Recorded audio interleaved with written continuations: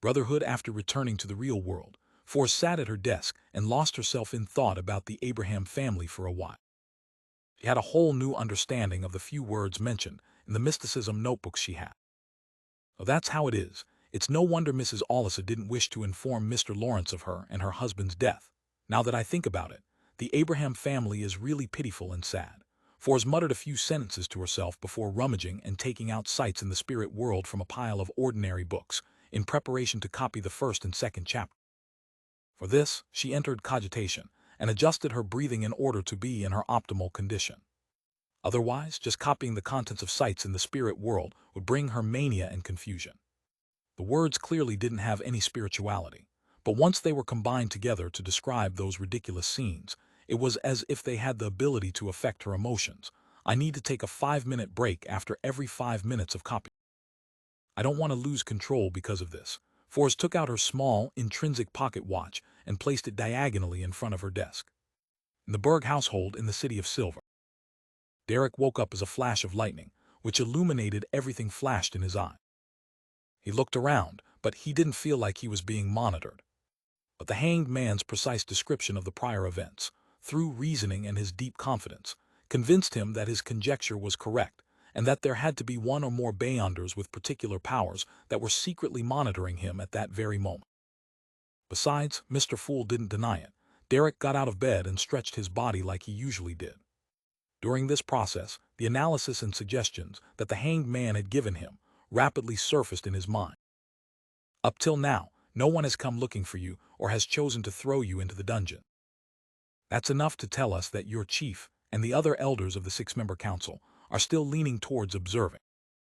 They wish to find a way of evacuating the entire city of Silver out of the forsaken land through Ammon, the first person they've encountered in more than 2,000 years. So, if you don't do anything out of line, they definitely wouldn't rouse you so that Ammon wouldn't notice anything amiss. As such, their surveillance wouldn't be too close, physically, at least not when you're awake. And because of this, they probably didn't discover that you've already coughed out that worm of time. Their subsequent reactions are enough to indirectly prove this. Similarly, they should only be able to observe what kind of ritual you held, but they won't be able to figure out who you're praying to. If it were me, I would definitely suspect that it was related to Ammon. Due to the above reasons, you can openly hold the bestowment ritual. After all of this, you can push the blame onto Ammon. Of course, you have to pretend to be sufficiently cautious and careful. You have to be prepared to undergo the examination of a psychoanalyst and other Beyonders of other sequences when everything is over. Regarding this matter, you can seek Mr. Fool for help. With the hanged man's suggestion, Derek walked around the table twice, carefully closed the window, lit a candle, and set up a bestowment ritual. Above the gray fog within the towering, ancient palace, Klein was staring idly at the stone pillars that supported the dome, feeling that the building he had willed resembled an Athens temple. Is it because of my own subconscious? His thoughts wandered. At that moment, the dark red star corresponding to the sun began to emit light, and it quickly dispersed the ripples to form an illusory and mysterious door. Above the gray fog, a small amount of power was stirred up as it flowed like water. Upon hearing the stacked pleas, Klein lowered his head and looked at the all-black eye placed in front of him. Let's hope little son doesn't lose this. Otherwise, Mr. World would have to be gloriously sacrificed. It was precisely because he had the all-black eye that Klein, who wasn't a nimble-right master, could secretly control the world as a fake person, allowing him to act as if he was made of flesh and blood. Once the item was lost, he would have to let the world die to prevent the magic from getting exposed.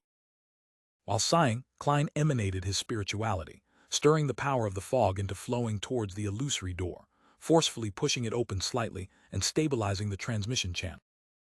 Soon after, he placed the all-black eye into an iron box and threw it into the gap of the mysterious door. He casually said, "Do not touch the item inside." After doing all this, he didn't stay any longer, because he knew that little son wouldn't be able to find an opportunity to take action that quickly, and he was unsure when Miss Magician would be able to finish copying the 2 chapters of sites in the spirit world. Relaxing his spirituality, Klein's figure disappeared from the space above the gray fog. In the Berg household in the city of Silver, as soon as Derek saw an iron-black box on the altar, he heard Mr. Fool's familiar voice, "Do not touch the item inside." "Do not touch." Derek made a note of this reminder and decided to carry it out to a T. After thanking the Fool and Mr. World and ending the bestowment ritual, he opened the box with extraordinary care and examined the contents. It was a completely black eye without a pupil. Just looking at it threw his mind into chaos, and his thoughts became sluggish. Faint, indistinct, and seemingly crazy raving sounded in his ear. After a sudden shiver ran through his body, Derek closed the lid of the iron box, picked up a silver dagger, and completely sealed the iron box with a wall of spirituality. Then he put the iron box into a secret pocket on the inside of his clothes, fixed the axe of Hurricane in place and left the room, heading straight for the training field. The exploration team members were still under the disguised quarantine. However, Derek had no plans to take action today. He carefully followed Mr. Hanged Man's instructions and planned to observe the situation first and patiently wait for an opportunity. Of course, if there was a good opportunity, he would have to act decisively. Upon entering the training field, Derek circled around the exploration team's area and saw that they were gathered in groups of 2 or 3, whispering to each other. But once they noticed that someone was watching, they would immediately stop and stand there in silence. At times, they would take a few steps, like zombies that had just crawled out of the dark. What would they do if I removed the wall of spirituality now and allow them to sense the feelings emanated by Mr. World's item? Will they turn their heads at the same time to look at me? Derek imagined the scene of everyone turning their heads and looking at him with cold and emotionless eyes, and he felt a baffling, indescribable fear. He drew a breath and told himself to be patient, to wait, and not to panic. City of Silver, at the top of the spire, in a room that belonged to the chief. Demon hunter Colin Iliad, who was resting his mind with his eyes closed, looked towards a dark corner. A human figure stood up from the ground with a twisted posture. It swayed slightly and said with a voice that sounded like metal abrasions, "Your Excellency, Derek Berg has held another ritual. According to my observation, it's likely to be a bestowment request ritual. It's very similar to the sacrificial rituals we usually hold, but what's different is that he received a response and was given an iron black box. He couldn't exactly see what was inside, but it gave me a very evil and dangerous feeling." At this point, the shadow urgently pleaded, "Your Excellency, it's definitely directed by that mysterious person. We have to take action and not let this continue unheeded. Otherwise, Derek Berg will summon an evil god or a similar existence sooner or later, destroying the entire City of Silver." Colin's expression became unusually gray. He stood up and slowly paced up and down, saying, "Let's wait a little longer. Up till now, we still haven't figured out the purpose of that mysterious person who called himself Amit. We don't understand why he only sent one avatar to the City of Silver after discovering it, as well as the goal of patiently staying in the underground dungeons for 42 years. TF, his intention is solely to destroy us. He wouldn't have done such incomprehensible action. Just wait a little longer. This might be our hidden hope, the hope for us in surviving the apocalypse when it comes." Just as he finished his sentence, a bolt of lightning flashed past the window, illuminating the pitch-black sky and the gloomy room. When it was almost evening, Klein finally received Miss Magician's prayer and obtained the first 2 chapters of Sights in the Spirit World through the sacrificial ritual.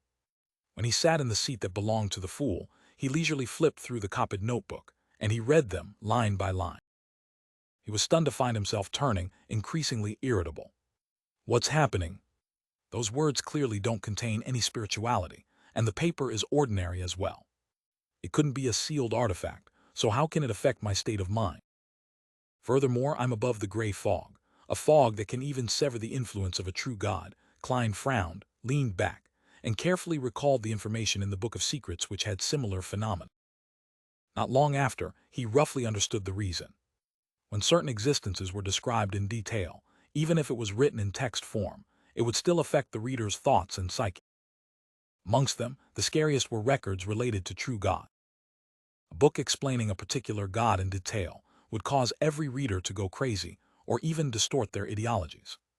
As for Beyonders, there was a high chance of them losing control.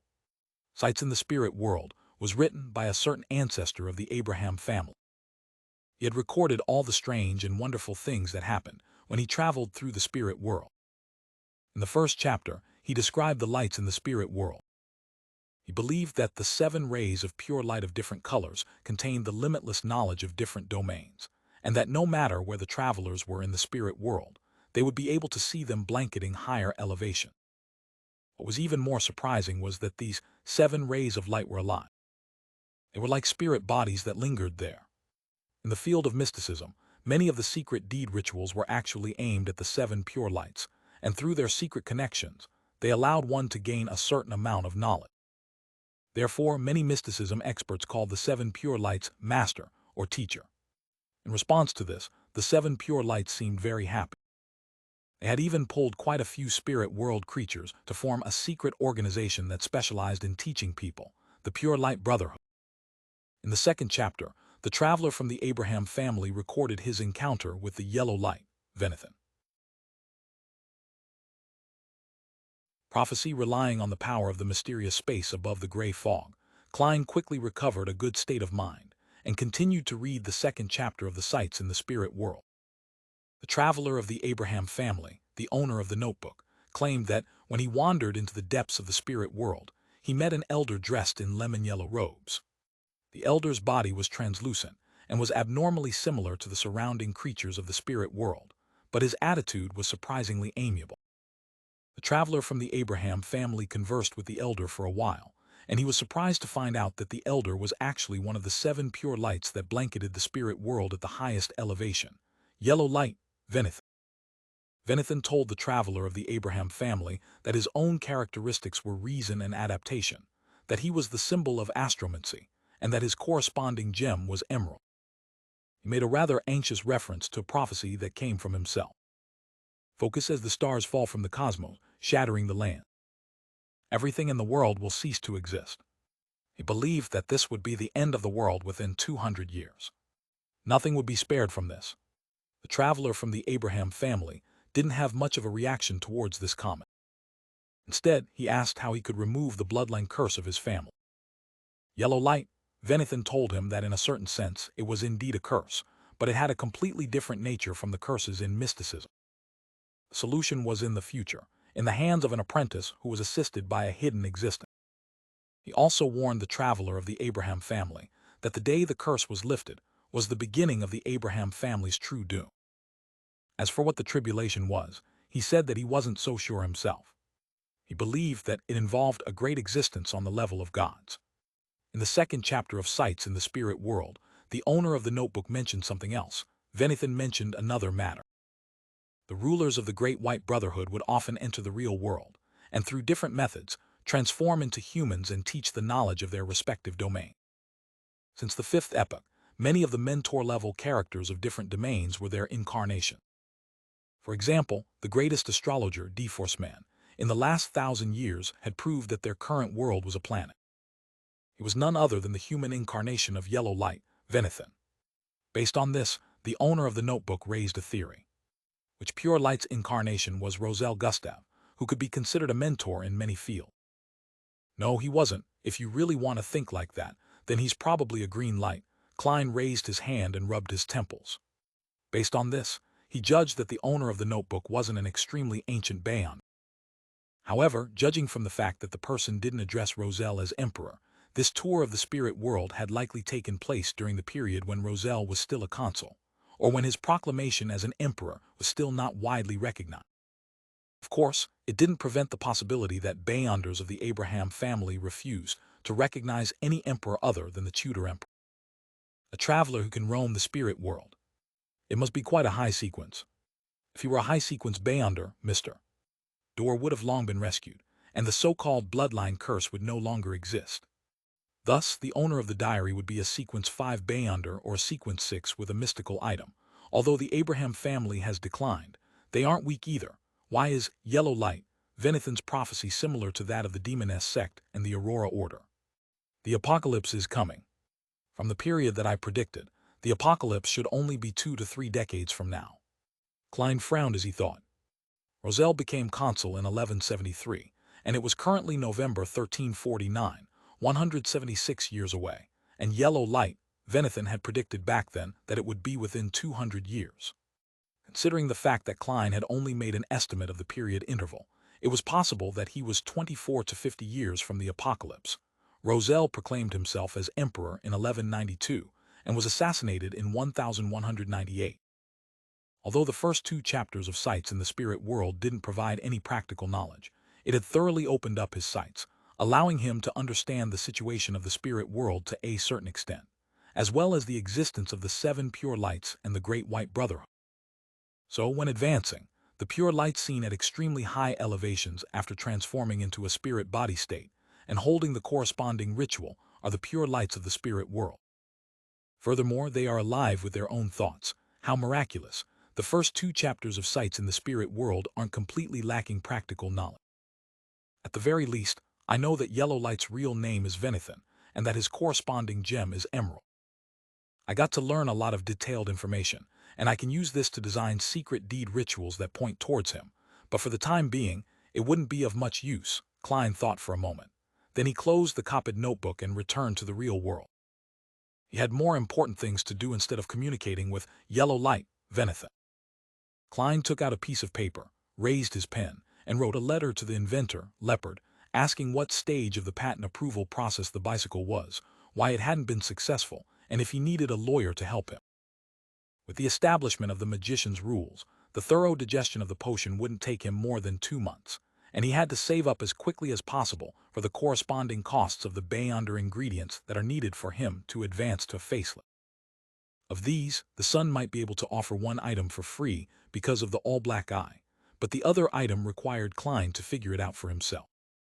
As far as he knew, the corresponding Beyonder ingredients for Sequence 6 were all over 1,500 pounds, and were typically in a situation where demand stripped supply.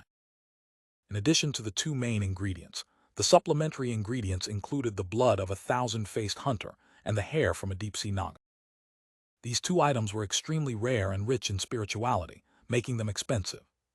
Earning money really is difficult, but spending it is easy. If only I could sell the werewolf and interrogator Beyonder characteristics. I can't even waste a single penny or solely. Klein sealed the envelope and adhered a stamp on it. He knew how much he had without even needing to count. 624 pounds in notes and 5 one-pound gold coins, plus 7 solely notes and some copper penny. Right. This magician will pay 600 pounds for the Sheriff Beyonder characteristic meant for Miss Z. I hope they can raise the money as soon as possible. Klein silently cheered the two ladies on. You're telling me that a Beyonder circle you recently joined has both Beyonder ingredients of the Sheriff potion, and the price is very reasonable. 600 pounds for all of it. Zia widened her eyes as she delivered a barrage of questions. She had just come back from East Borough to find out who had recently been keeping tabs on Captain. Yes, he's a very reputable seller. The only problem is that the verification process for joining is very strict, so I won't be able to rope you in for a short period of time. What Forrest said was entirely the truth. That's great. Zio didn't suspect her friend, but she took 2 excited steps forward. Suddenly her expression sank. But I don't have enough money. The corners of Forrest's lips twitched as she asked, how much do you have now? Counting the 30-pound deposit received from this job, a total of 310 pounds, so I'm still short of half. Zio scratched her short blonde hair. Let me think of where I can borrow 300 pounds. The bank won't give a bounty hunter like me a loan, and those usuries have way too much interest, perhaps Miss Audrey. She had heard from her friend that she had recently bought the Trickmaster potion recipe for 450 pounds, so she had no intention of borrowing money from Ford. Why are we all so poor? Forrest couldn't help but sigh. Miss Audrey rarely comes out these days. She seems to be busy with other things, and borrowing money from her isn't always a timely thing to do. We can try Viscount Glaint first. If it's too late, then I'll help you pay for the rest. I have 430 pounds, that's enough. Zio blinked her eyes and suddenly lowered her head. She said in a heavy voice, Forrest, you're the best. When I advance to Sheriff, I'll earn even more money. Forrest smiled and shook her head. So why don't you do the cleaning today? How about that? City of Silver. Derek left the training field and returned home. He had just inquired about when the exploratory team members would be released from quarantine, and he had received the answer, when the lightning calms today. Sitting down at an ancient wooden table, Derek considered the plan again, remembering Mr. Hanged Man's reminder. If there's no suitable audience to testify for you, then you might as well use the Beyonder who's monitoring you. But how do I know when I'm being monitored, Mr. Hanged Man said it with great certainty, but he wasn't detailed enough. Many questions arose in Derek, but he couldn't find a way to verify them. Although he felt embarrassed to ask Mr. Fool for guidance on this question, upon considering the fact that this matter was related to the survival of the City of Silver, he mustered his courage. He spoke the name of the fool in a low voice, and he briefly described the difficulties he had encountered. After a while, he saw Mr. Fool sitting in the middle of the endless gray fog. He heard a concise reply: touch the item in the iron box. Do not exceed 3 heartbeats. Prepare yourself in advance. Pay attention to the origins of the black line. That simple. Derek thanked Mr. Fool in pleasant surprise. He adjusted his posture and quietly put his hand into the inside pocket of his clothes. As the wall of spirituality was lifted, Derek's fingers pushed open the iron box and carefully probed inside. Suddenly, he touched an ice-cold item, and the black illusory lines appeared in front of his eye. At the same time, his mind buzzed, as if an illusory roar was tearing through his ear. Derek's body convulsed, and tears and snot streamed down his face due to the pain. He almost forgot what he had to do, but fortunately, in the limits of his vision, he saw the illusory black lines converge. In that dark corner, there appeared to be a shadow. Derek withdrew his hand at once, as though he had touched a red-hot soldering iron. He collapsed to the ground and began to twitch, as if he had been struck by lightning. His mouth couldn't close at all, and saliva constantly dripped from it. It took nearly a minute for Derek to recover, close the box again, and seal it with a wall of spirituality. He stood up and took a sip of cold water, already aware that someone was monitoring him at that very moment. After an unknown period of time, Derek suddenly heard a knock on the door. "Who is it?" he asked, slightly at a loss. A jovial voice came from outside. "'Tis me, Dark. The exploratory team has been removed from quarantine. Weren't you interested in knowing about our experience this time?" Mushrooms Dark. The image of Dare appeared in Derek's mind. He was of medium height, slightly plump and strong. He was an optimistic, cheerful teenager who often beamed with a friendly smile. He was a classmate during general education and a teammate of the patrol squad. But after this exploration of the fallen creator's half-destroyed temple, he had become reserved and merely smiled at everyone. Once he recalled Dark Regence's changes, Derek couldn't help but quiver as he felt a chill down his spine. Why did he suddenly come looking for me? Shouldn't he be heading home after being removed from quarantine? At that moment, many questions arose in Derek's mind. Suddenly, he thought of a possibility. Elder Lovia knows that I've suspected that something abnormal had happened to them, so she sent Dark to deal with me. Derek was first shocked and filled with horror. But immediately following that, he felt that it might not be a bad thing. "Mr. Hanged Man said, if there isn't a suitable audience to testify for you, then you might as well use the Beyonder who's monitoring you. And now, the person monitoring me is in that corner. If Dark were to suddenly attack me, then he would definitely expose the fact that there's something wrong with it. This way, even if I don't use Mr. World's item, I can still make things go smoothly." Derek turned his head to look out the window. At that moment, the frequency of the lightning had dropped to its nadir. Only after a minute or two would a bolt of lightning streak across the sky, illuminating half the sky. The entire world, and most of the City of Silver, was immersed in a deep darkness most of the time. If he were alone, Derek wouldn't have searched for a candle to light. He liked to lie quietly in bed and think about all sorts of things. Of course, he knew that this was actually rather dangerous. If there was no light to dispel the darkness, then monsters could suddenly appear, even within the City of Silver. However, Derek was a light suppliant himself, so he came equipped with the attribute of light and wasn't afraid of something similar happening. Knock, knock, knock. Dark knocked 3 more times, as if urging the master of the house to open the door. He wasn't like that before, he was very polite. Derek suddenly felt a deep sense of sorrow. He took out a candle from a wooden box and placed it in the middle of the table. He then rubbed his fingers, creating a golden flame. The flame lit the candle, filling the room with a faint but warm glow, and this was accompanied by a faint, pungent aroma. The candles in the City of Silver were mainly made from the fat and oil refined from the bodies of monsters. They would have different smells due to their different origin. After taking a deep breath, Derek walked to the door with a strong sense of vigilance and opened it. "What took you so long?" Dark asked with a smile. T was looking for candles, Derek replied. He didn't dare to leave his back to the other party, and he chose to walk side by side with Dark. With his classmate and teammate, he walked back to the table and took their respective seats. You want to try some of these recently dried doom fruits? Dare asked with a smile as he removed a small cloth bag from his waist. Doom fruits were one of the very rare snacks in the city of Silver. It came from a plant called the doom blood vine, a type of organism that didn't need light to grow. It grew by absorbing the nutrients from rotten corpses. It had a tendency to attack and was considered quite a common weak monster. Every doom blood vine had many thumb-sized black fruits, which could be eaten directly. They were crispy and sweet, but they were unable to fill one's stomach and didn't provide the necessary nutrients. They could only be used as a daily snack. The merit points received from a single patrol could be exchanged for several large bags of them. No, there's no need. Derek shook his head cautiously. All right then. Dark poured out a pile of black fruit from the bag, picked one up, and popped it into his mouth before noisily munching on it. Derek thought for a moment and took the initiative to ask, "Did you encounter any monsters in the underground area of the temple?" Dark stopped chewing and answered with a smile. There were quite a few of them, but they weren't that powerful. They were easily eliminated by us. That place was destroyed for a long time, so the powerful monsters probably left a long time ago. He paused for a second, then he said with the corners of his mouth curled, "We found some strange plants at the bottom of the temple. They looked like mushrooms in the general knowledge class. They were especially bright and looked very appetizing. TT's been confirmed that they're edible. They can bring about an enhancement in one's spirituality and strengthen one's body. If it's combined with roasted monsters, then it will emit an unimaginable fragrance."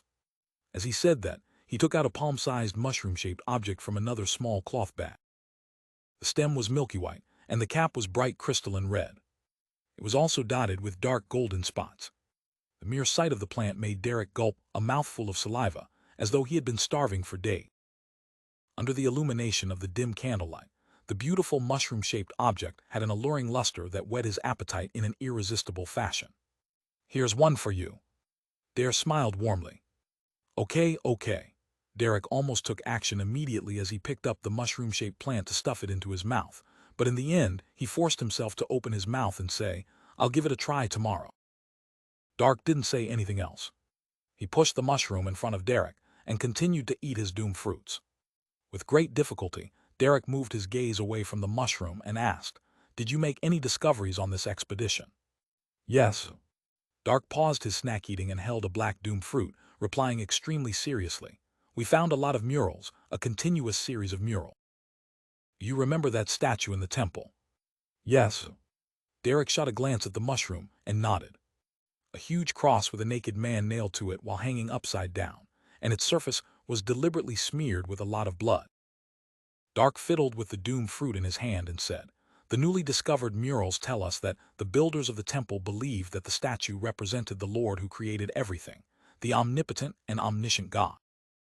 They believed that the Lord didn't abandon this land, but instead helped us shoulder the vast majority of our sins when the cataclysm came, thus turning from an upright position to upside down, from walking freely to being nailed to the cross and bleeding in our stead. God's grace knows no bounds. We are not the abandoned, but instead the beloved chosen ones. Without the Lord bearing our sins and shedding blood in our stead, the city of Silver would have been destroyed long ago. Humans would have long ceased to exist. But in the outside world, in the lone kingdom where Mr. Hanged Man, Miss Justice, and the others are located, there are no curses, no extreme darkness, no monsters lurking in darkness. We aren't the chosen ones who are beloved," Derek silently retorted inwardly. "TF, that's true, then we just need to change the symbols and the corresponding honorific name during a ritual, and we can receive the Lord's response again." Dark went on, describing the murals under the temple and speaking of his speculation. As this went on, Derek found it increasingly difficult to resist the temptation of the mushroom. "No, I mustn't eat it. If I eat it, I might end up like Dark and the others, completely corrupted by the fallen creator and become a fanatical believer. Even if there's someone monitoring me, they wouldn't notice anything amiss." Derek felt a surge of horror that he had to do something to extricate himself from the situation. Chase Dark away and return the mushroom to him. However, this is equivalent to giving up on this opportunity.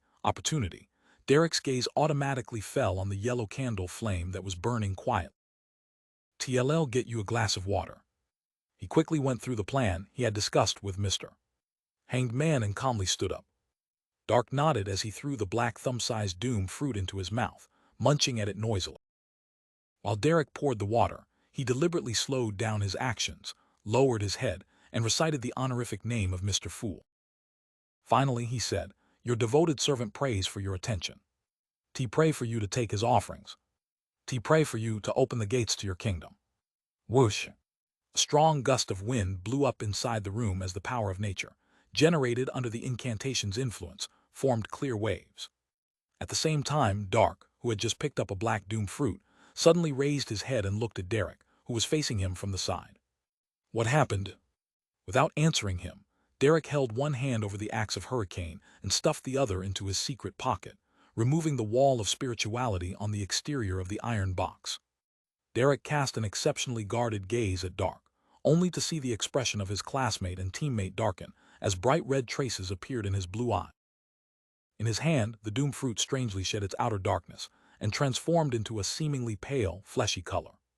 It wasn't a doom fruit but a bloody finger, a human finger. The pile of doom fruits on the table were comprised of human fingers. The brightly colored mushroom had also changed its appearance. It was no longer as beautiful, and it no longer flowed with an appetizing luster. It was a blood-stained scalp with short black hair. Staring at Derek, Dark opened his mouth, his voice cold and adrift. "What were you doing?" Backlund 15 Mince Street. As soon as Klein, who had crawled into the warm world under his quilt, heard what sounded like a prayer from Little Sun, he struggled to get out of bed and conjured a wall of spirituality. He then took 4 steps counterclockwise and went above the gray fog. Seated in the seat that belonged to the fool, he didn't hurry to examine Little Sun's request. Instead, he made the Dark Emperor card, paper figurines, and other items appear in front of him on the long bronze table in a neatly arranged order. According to the Hanged Man's plan, the scene of the sun stimulating the mutation of the exploratory team's member would happen during a sacrificial ritual. That way, when the matter was concluded, it would be quite simple to make the object that was borrowed from the world disappear from the scene, wiping away all the evidence. After that, all the blame could be pushed onto Amit. As for Mr. Fool, Klein had agreed to Little Sun's request to simplify the ritual in an uncaring manner. All that was needed to be done were the key steps. At this point, he was waiting for the prelude to the ritual to be completed so that he could respond. In the Berg household in the City of Silver. Looking at the bloodstained scalp, Derek suddenly recalled what it previously looked like. It was a beautiful and alluring mushroom, one that he almost couldn't control himself from swallowing. The doom fruits that Dark had shared with him and produced crisp, crunchy sounds when they were bitten into, were actually bloody pieces of human fingers with slightly pale skin. At that moment, Derek had a violent spasm in his stomach before a gush of acid surged to his throat. Resisting the urge to vomit, he quickly croaked a line of lyrics, "God, please have your kingdom descend upon this land. Your enemies will disperse, and your followers will relish in joy." There was a touch of warmth and holiness in the song, and Derek felt all the discomfort in his body weaken. His spirituality also became full and lively. His courage, his strength, and his agility were all greatly enhanced by this song. That was the Beyonder powers of a sequence 9 bar. Dark stared at his former classmate and teammate singing with an increasingly dark expression. The way he spoke became more and more inhuman. "What is that thing on your body? What is that thing on your body? What is that thing on your body?" All of a sudden, Dark's clothes were stretched out in bugling strips, as though a nest of slithering venomous snakes was underneath them. Whoosh! Bloody strips of flesh pierced through the black skin-tight clothing, and its surface had rough skin covered with hair. Strands of meat began to flail outwards, causing Dark to look like a bloody, furry hedgehog. With a swoosh, the meat strands surged towards Derek, who was still standing at his original location. Derek was a patrol squad member who had seen quite a number of monsters, so he wasn't too flustered by this situation. He twisted his waist, raised his arm, and swung the axe of Hurricane that he was already holding in his hand. Oof! The axe of Hurricane hacked down at a few bloody strands of flesh, directly splitting them in half and causing them to fall to the ground. However, because it was nighttime in the City of Silver, this strike didn't bring about any lightning. Even more bloody strips of flesh began to surge forward, wrapping themselves around the axe of Hurricane over and over again as they relentlessly clung to it. Seeing that his weapon couldn't be pulled back, a pure light suddenly lit up in Derek's eye. It was as if two small suns had descended into the room, and his other hand was holding something close to his mouth and nose as if he was praying. Without a sound, a fiery pillar of pure light descended from the sky, striking the bloody flesh that was wound up into a ball. Dark let out an uncontrollable scream, and many bloody strips of flesh fell to the ground, charred black. They squirmed, struggling as if they were alive. The spirituality contained within these bloody strips of meat was no longer under the control of its original owner, and gradually, they merged with the natural power derived from the sacrificial ritual's incantation, forming an increasingly bright pink wave. This wave surged into the dim yellow candle flame, causing the light to suddenly burgeon, forming an illusory and mysterious door. Derek had long drawn the fool's secret symbol on the candle. This was all prepared in advance. All of this constituted a simple but complete sacrifice ceremony. Catcha. As the seat shattered, Dark lunged at Derek while flailing the bloody strips of meat. There was no fear or tension in his eyes, only the purest, most fervent desire. At this moment, Klein, who was above the fog, responded. With a creaking sound, the illusory door that had many strange patterns on it opened a tiny crack. Behind the crack was a deep darkness in which countless transparent and indescribable shadows resided. High above these shadows were 7 pure lights of different colors that contained endless knowledge. Above the brilliance was an endless grayish-white fog, and above it was an ancient palace that overlooked the gray fog. Suddenly, a shadow leaped out from a dark corner, covering Dark, who was closest to him. Dark's flailing strips of bloody meat were all wrapped up by pitch-black, viscous liquid, as he seemed to turn into a cat who had entered an opaque bath.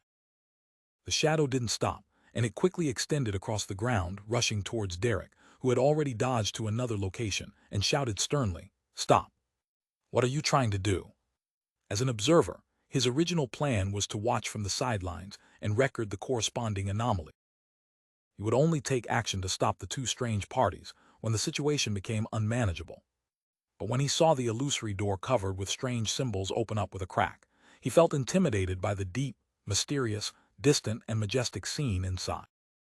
He instinctively believed that this was related to a terrifying evil god, so he could only take hasty actions, giving orders in an attempt to forcefully interrupt Derek's attempts at performing a sacrifice to that being. However, Derek had already chosen his location to be as far from the shadow as possible. Therefore, to stop the boy who was possessed by the mysterious Ammon, the shadow observer had to bypass or take down Derek Regents first. However, his choice was the latter, because of the obvious abnormality with Dark. Leaving his back to this being was an absolutely stupid move. Taking advantage of this opportunity, Derek took out the iron box from his concealed pocket and threw it towards the illusory door conjured by the candle flame, towards the crack that presented a magical scene. As the iron box disappeared, the door that was covered in strange symbols and characteristics closed with a clang before quickly vanishing. At this moment, Derek remembered Mr. Hanged Man's words, and he deliberately warped his facial muscles and savagely moved towards the shadow. Before the shadow blanketed him, he suddenly coughed violently and covered his mouth with his hand before falling to the ground. The pitch-black shadow emanated and completely covered him. The room returned to silence, but there were now 2 huge black chrysalises on the ground. After a while, the pitch-black, viscous liquid withdrew and reformed into a shadow. With the chrysalis, the silhouettes of Derek and Dark appeared once more. The former lay there unconscious, but a tiny, strange worm with 12 transparent rings dropped from his hand. The latter had already turned into a lump of flesh, squirming and roaring as it prepared to attack. Faced with this situation, the observer had no choice but to spare some of his strength and once again wrapped him up, using his shadow-like black liquid to envelop Dark Regents, who had transformed into a monster. Glancing at the scattered pale fingers and the bloody scalp with short black hair, the observer couldn't help but take a deep breath. Using his Beyonder powers to control the shadows outside, he created tidal waves to inform the chief inside the spire. Only after doing this did he carefully examine Derek's situation and saw the strange, translucent worm. This, the avatar that Ammon hid in Derek's body, is dead. The observer muttered in surprise. As he recalled Dark's strangeness, the terrifying mutation, and the mushroom and doom fruits, he began to have a rough idea of what had happened. Perhaps Ammon was archenemies with the mastermind behind Dark's corruption. In order to foil the other party's ploy, Ammon was willing to sacrifice his avatar. Derek's visit to the training field to observe the exploratory team and his report of them to the chief were both Ammon's attempts to rid his enemy without exposing himself. The mastermind behind Dark's corruption had noticed Derek's strangeness, so he sent Dark to take control of it. The bloody scalp and fingers were props to achieve his goal. As he thought of this, the Monitor suddenly agreed with the chief's concern. The apocalypse or an even greater disaster was about to befall the City of Silver. That was why the City of Silver would repeatedly encounter so many strange events and mysterious existences that lurked deep in the dark. Inside the chief's room at the spire, the Shadow recounted everything that had happened. The grizzled, facially scarred Colin Iliad nodded gently after hearing the recount. Derek, or should I say Ammon, had really prepared ahead of time.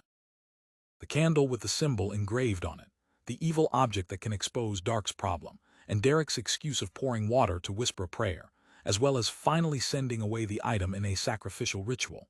All of this indicates that the entire situation developed according to his plan. 2 questions. 1. Who does the hidden symbol on the candle refer to?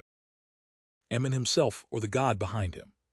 2. Why is Ammon willing to expose the exploratory team's abnormality at the cost of his avatar? Is it because he's archenemies with the mastermind? Then, why did he stay in the City of Silver for 42 years?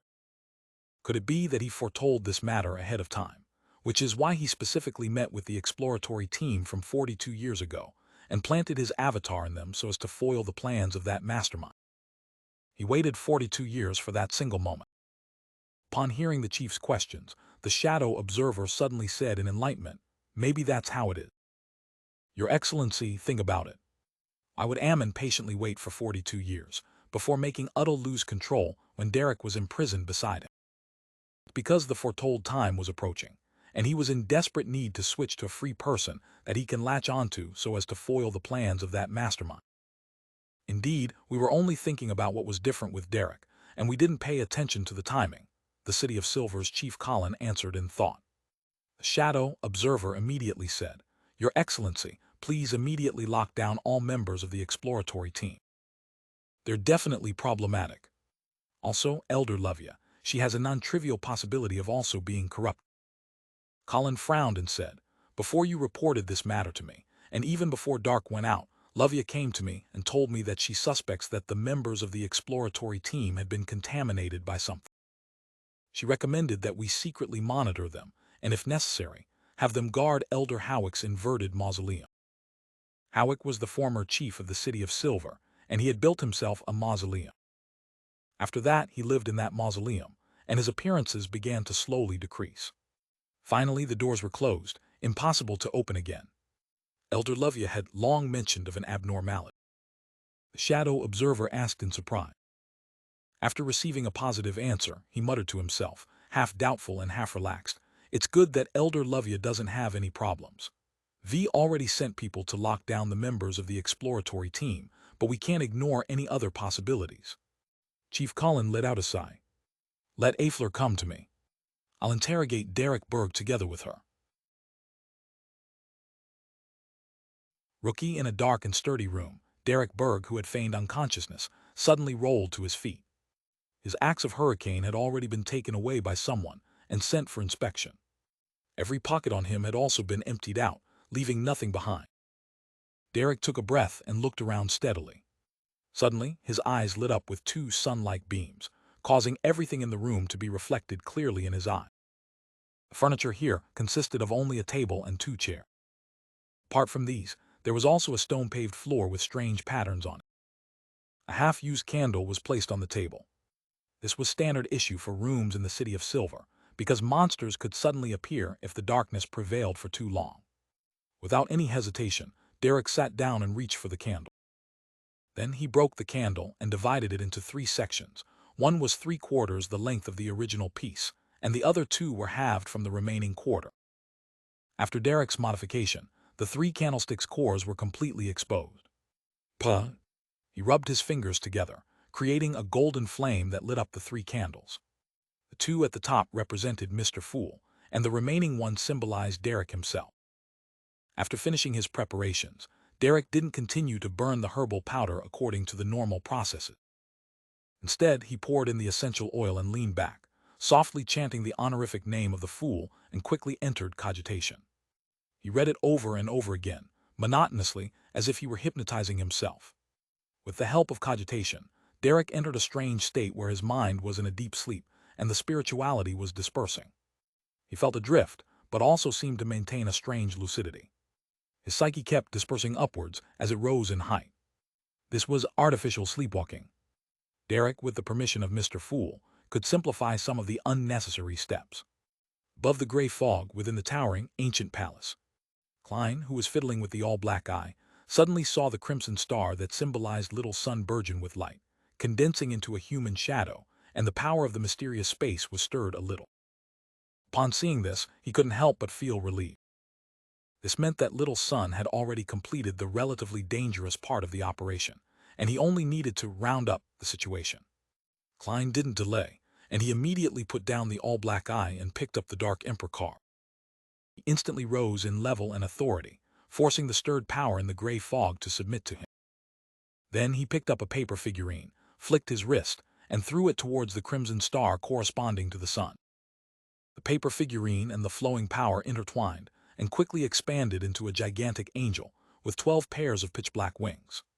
The angel pierced through the crimson light and overlapped with the illusory figure of Little Sun. It silently combusted, turning into ashes in less than a second. At this point, Klein could no longer affect the situation of the City of Silver. As for whether his angel substitute could help Little Sun pass the subsequent inquiries and investigations, he lacked absolute confidence. He could only sigh inwardly. With what has to be done completed, and with all the hard work put in, all you can do is wait for fate's arrangement. Hopefully it will be a good result. In a daze, Derek saw an angel descend before him with an aura that covered the heavens, wrapping him with 12 pairs of black wings. He suddenly came to his senses, as 3 candles burned quietly in front of his eye. After sincerely thanking Mr. Fool, Derek finished the ritual and extinguished the 2 candles which were part of the original quarter. Then he pulled them out and created a bright, golden flame in his palm. Drip, drip, drip. The 2 candles quickly melted, dripping its wax onto the remaining candle or the area surrounding. When the candle burnt away completely, there was only 1 candle left on the table. It was shorter than before, but it wasn't very obvious. It seemed like it had only been burning for a short time. After removing the remaining traces, Derek extinguished the last yellow-flamed candle. He sat up in silence, staring ahead. For a long time, he didn't do anything. He was worried that the 6-member council wouldn't react fast enough, allowing the exploratory team members to corrupt more residents of the City of Silver with mushrooms and doom fruits. He was afraid that the chief and the others would find additional clues elsewhere, thwarting all his preparation. He hated those outsiders who lurked in the depths of the darkness, constantly carrying strong malice, including Ammon and the fallen creator.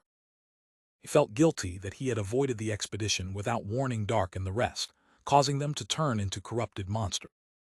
He had painfully eliminated a classmate who could be considered a friend with his own hands. Although Derek didn't see Dark's ultimate end, he believed that a man who had transformed into that state was already no different from dead. Derek didn't know how long he waited while experiencing those mixed feelings. Midway, he even rekindled the candle. Finally, he heard the sound of the seal being removed and the door opening. Turning his head to look, he saw, with the aid of the dim yellow candlelight, a woman in a black skirt walk in. She had her hair tied up in a ponytail, and it hung down to her vest. "Ma'am Afler," Derek subconsciously called out. Afler was a pretty woman, but she had wrinkles at the corners of her eyes. She smiled and nodded in response, then she walked over with light footsteps and sat down across him. "Do you have anything you wish to say?" she asked gently. Derek instinctively lifted his head and looked over, only to suddenly discover that her pupils had somehow turned into golden vertical slits. His mind went adrift as he seemed to enter a sleepwalking state. Afler adjusted the candle flame, letting the dim yellow light completely shine on the boy's face. Her pale golden pupils became increasingly indifferent, just like an emotionless audience. Suddenly, rings after rings of faint light appeared in those pale golden vertical pupils. It seemed to form a vortex and constructed a maze. In his stupor, Derek felt himself drifting away into the endless darkness and countless bright colors.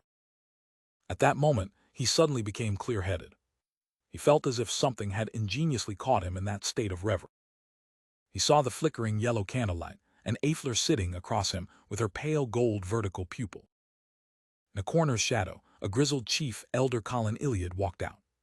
After nodding to the chief, Aifler asked Derek, "What have you been doing all this time?" Derek remembered his training and maintained the same state of mind as before. Don't know. I've always been in a daze as if I was in a dream. Only occasionally will I have clearness of mind. At the same time as his reply, two complex dark green symbols appeared in Demon Hunter Colin's eyes. Aifler continued, "Do you know that you had a conflict with Dark Regents?" Only remember that we were fighting. I felt like I had seen a man hanging upside down on a cross, and a man in a pointed hat and a crystal monocle. Yes, I saw him back at the dungeon. He had opened his mouth and spoke with a smile. Derek told a long story. Aifler looked at the chief and pressed, "What did he say?" "I can't remember.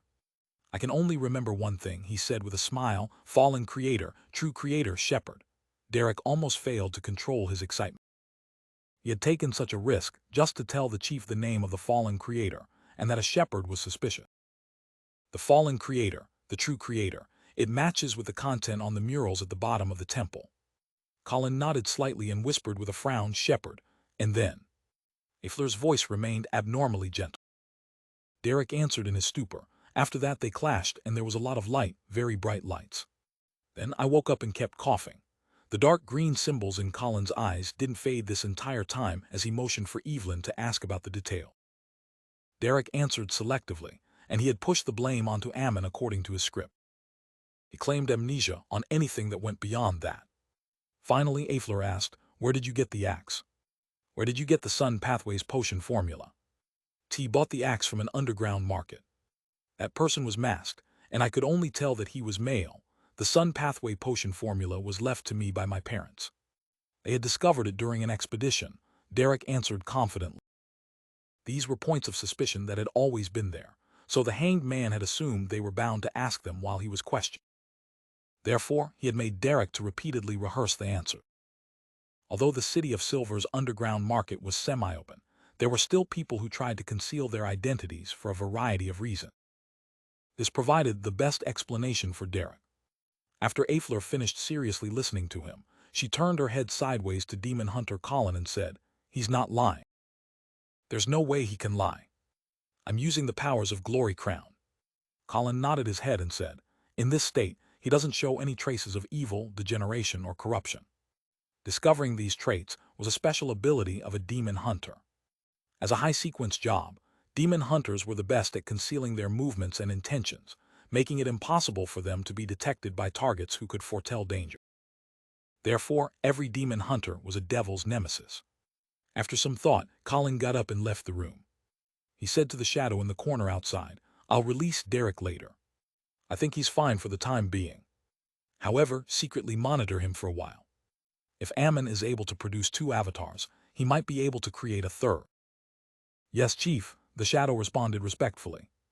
After Derek woke up, the interrogation chamber was empty, with only words informing him that he was free to leave. He secretly heaved a sigh of relief as he began walking out. While doing so, he thought of Mr. Hanged Man's advice: you can't relax just like that and end up careless. Secret surveillance will definitely continue for some time, otherwise, your chief is lacking. Yes, I can't even recite the honorific name of Mr. Fool anymore for the time being, Derek muttered to himself as he walked down the spiral staircase. As he was walking, he suddenly saw a familiar figure dressed in a purple-striped black robe. It was the beautiful shepherd Elder Lovia. Her pale gray eyes swept over Derek, and a gentle smile appeared on her face. Back in her room, with an indifferent expression, Lovia walked to the desk and unfolded a piece of parchment that was made from leather. Her left hand pinched the index finger of her right hand and snapped the tip of her finger. However, not a single drop of blood dripped. It was as if her blood had been gathered onto the surface of her finger. With this finger, she drew a complex symbol on the piece of paper. It was made up of a pupil-less eye which represented secrecy, and the contorted lines which represented change. After careful examination, she wrapped the finger with this piece of paper, stuffed it into her mouth, and bit on it noisily before swallowing it all. With only 4 fingers left, flesh and blood suddenly squirmed around the wound on her right palm. It quickly grew into a new index finger, one that looked slightly pale. She lowered her head, looked at her palm, and whispered a phrase, "The fool." Backland, in a basement that resembled a temple. Mr. A, dressed in a hooded black robe, motionlessly quietly knelt in front of a figurine of the hanged giant for an extended period of time. Suddenly, he pricked up his ears as if he was listening to something. After a short pause, Mr. A's hands jerked up, and he snapped his right index finger with his left palm. He stuffed the bloody finger into his mouth and munched on it like he was eating snacks, making crunching sound. Gulp! Mr. A's throat wiggled, and he swallowed his gnawed fingers into his stomach. His body suddenly trembled, as if he was being grabbed and shaken by an invisible figure. In this state, Mr. A stretched out his right hand and used the blood from his wound to write words on the ground. Those words were written in neither Jotun or Dragonese, which could stir the powers of nature, nor was it in Hermes, which was used for sacrificial ritual. Instead, they were written in the most ordinary and commonplace language, Loam. The scarlet color quickly gathered together, and the words pieced together into a few sentences. Found, the fool that doesn't belong to this era. The mysterious ruler above the gray fog. The king of yellow and black who wields good luck. Adorers and devotees in back. After the end of the divine epiphany, Mr. A stopped trembling, and a new finger grew out of his squirming wound. He lowered his head and carefully read the words he had just written, the corners of his mouth curled up in the shadows. By your divine revelation. Mr. A humbly prostrated, as though he had found the meaning of his existence once again. City of Silver, at the top of the spire. Lovia walked to the window and looked down at the candlelight in the darkness, her expression softening. After an unknown period of time, she heard a knock at the door. Your Excellency. Lovia turned around with alacrity and greeted the visitor with a smile. The door opened backward automatically. The person standing outside was none other than demon hunter Colin Illiot. He was draped with a brown coat and a leather belt with secret compartments around his waist. Lovia, the abnormality of the exploratory team has been verified, Colin described plainly. As captain, regardless of your condition, you have to stay in the dungeon for 3 days and undergo the Glory Crown's cleansing. You should know that this is the rule. Lovia didn't show the slightest hint of anger as she calmly smiled. Tino, I've already made preparations to stay in the dungeon for a long time. When it's over, I can accept any arrangements even if you guys still don't trust me. As she spoke, she had walked to the door and went past demon hunter Colin while facing him. Colin turned silently and followed her down the winding steps. Halfway there, they heard heart-wrenching cries and shouts. "TS, it's starting again?" Lovia asked with a slightly confused expression. Colin nodded and replied in a low voice, "Yes, this is a destiny that we can't escape from."